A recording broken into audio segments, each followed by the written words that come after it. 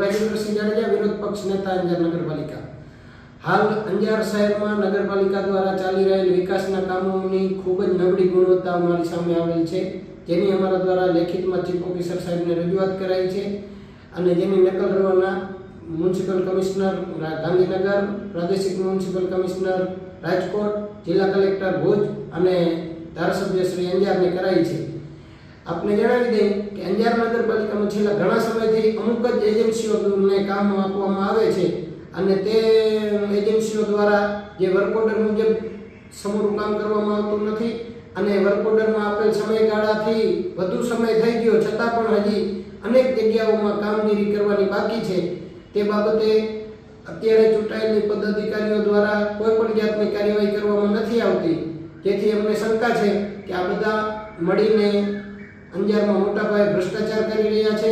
અમારો આક્ષેપ છે જે અમે ચીફ ઓફિસર સાહેબ અને મ્યુનિસિપલ કમિશનર, ધારાસભ્યશ્રી અને જિલ્લા કલેક્ટર તમામને રજૂઆત કરી છે કે આ બાબતે યોગ્ય કાર્યવાહી કરો। જય ભારત, જય હિન્દ।